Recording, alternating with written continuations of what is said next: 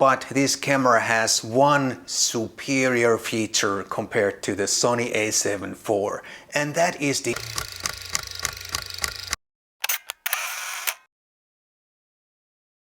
Hi guys, my name is Matti Sulanto and I'm a photographer. In my recent video I made a photo walk with this combo. This is the OM-1 camera body and the Panasonic Leica 9mm f1.7 lens. I'll put a link to that video on the screen so you can check it out if you haven't seen it already. I had a pretty good fun with this combo, and this particular combo, this camera, this lens, does one thing a lot better than my Sony a7 IV. And that got me thinking, what if I get this camera and sell off my Sony a7 IV? But it's so easy to get carried away and overexcited in the heat of the moment. And a big decision like this requires a bit more contemplating. I almost forgot, big thanks to my friend Robin, who very kindly lended me his camera and some lenses. If you're not familiar with Robin's channel, I'll put the link down below for that so you can check it out. And in this video I'm going to share some of the things that I would lose and gain if I choose this camera over my Sony a7 IV that I'm using right now to film this video. And maybe this process can help you too, because some of you might be thinking about the same things right now. Maybe you'd like to get a new camera, you'd like to switch to another camera brand or whatever. And sometimes it's really difficult to make those decisions, and it can be a bit overwhelming. The first thing is the cost, of course. But I don't think that would be a big problem. I think I could easily sell off my Sony a7 IV and the lenses that I have. Sony cameras have a really good second-hand market or demand. And with that money I could easily buy this camera body and this lens. I wouldn't need any other lenses because I already have some Micro Four Thirds lenses back in Finland. They are not here with me at the moment, but back in Finland I have all the lenses I need. But this lens I would want definitely for a specific purpose that I'm going to share in just a moment. And then there is the size and weight. This camera body is about the same size and weight as my Sony a7 IV, so no significant gain there if I choose this over my Sony a7 IV.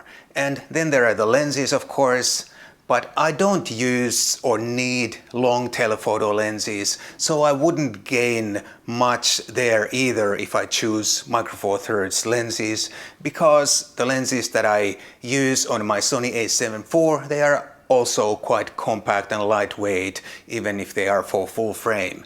But of course, if I were a telephoto user, then the situation would be completely different, because long telephoto lenses for my Sony would be much bigger and heavier than telephoto lenses for this camera. But as it is, and for my needs, I would not gain much weight benefits if I chose this camera and a few Micro Four Thirds lenses. And then the lens selection. I just told you that I don't need many lenses for my work, and that is true, but I'm always interested to try new lenses. Maybe there is a new lens that I really like and I want to buy it, or just out of curiosity. It's always interesting to try new lenses, because lenses are essential and maybe the most important part of photography gear, and some lenses are really fun. The two main third-party manufacturers, Sigma and Tamron, they both make lenses for Sony, but they don't make lenses for Micro Four Thirds anymore. And the only third-party options for Micro Four Thirds are usually Chinese manual focus lenses or some relatively cheap Chinese lenses. So it looks like the only new premium lenses or pro-grade lenses for Micro Four Thirds would be first-party lenses. And there's nothing wrong with that, of course, and Micro Four Thirds is already a complete system. However, I would miss the opportunity to try and explore and experiment new lenses whenever they come out, because for Sony there are so many new lenses coming out all the time, and I simply like to try new lenses, and I can also create some interesting content for this channel by trying out new lenses. What about the ergonomics and features? The user interface is slightly different on both cameras, of course, but I find both cameras really a pleasure to use, and I can't complain, and I can't say which is better regarding ergonomics. Both are nice cameras and I really enjoy using both. But there are so many features packed in this OM-1 camera body that it beats my Sony a7 IV hands down. And yes, some of the features in this camera are quite niche features, in my opinion at least, but there are also so many useful and practical features for almost every photographer. And I think it's interesting how Sony has decided to leave out many of those practical features that are standard in many other cameras these days, like for example focus stacking and live comp exposure and some other really useful features. So by choosing this camera, I would gain some useful and practical features that I don't have in my Sony a7 IV. However, I'm not sure if those features would be deal breakers or deal makers, because my photography after all is pretty straightforward street and documentary type of photography where I don't need many special features in my camera. But I would still like to have the live comp, because sometimes I'd like to make long exposure photography, and it's so much easier if you have live comp. And then the autofocus, which matters for video. For photography it does not matter, because this camera's autofocus is more than adequate for all photography that I do, and pretty much every camera is more than capable for the type of photography that I do. But it matters for video.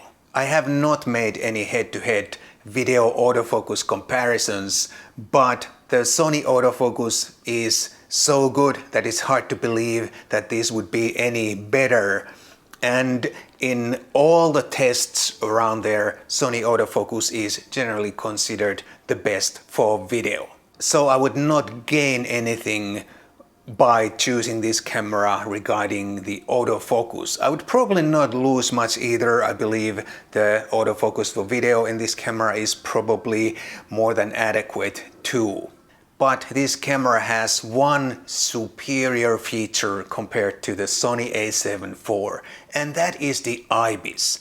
And that is also the main reason why I started thinking about this camera, or thinking about buying this camera in the first place, and also this lens. Because with this combo I could make a vlog type of a video, hold my camera like this, or hand hold my camera like this, and still get extremely stable footage. I can hold my Sony like this and get reasonably stable footage also, but the IBIS in my Sony unfortunately is not in the same league as this IBIS in this camera. This is just so good. And let's not forget about the image quality, which is better on my Sony for both video and photography.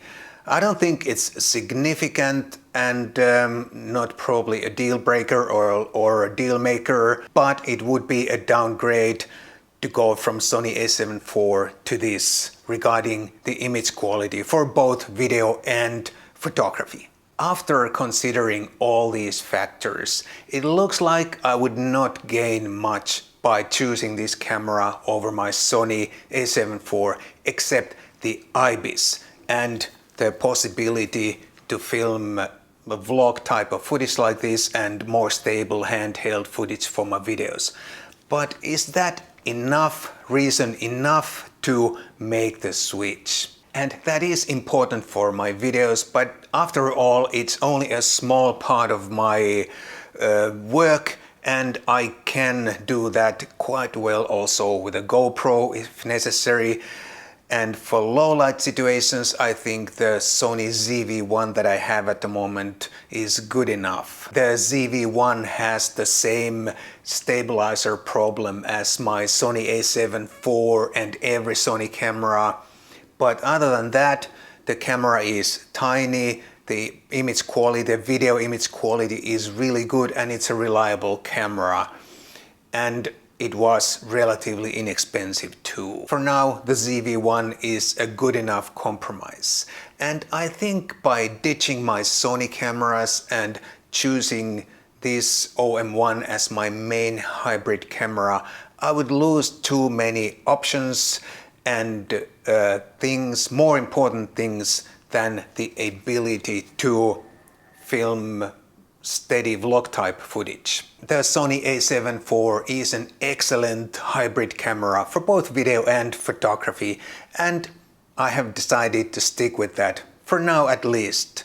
I hope this was informative, helpful and useful, and if it was, please do consider buying me a cup of coffee. There's a link down below for that if you don't live in Finland. Thanks so much, and I'll definitely see you in the next video.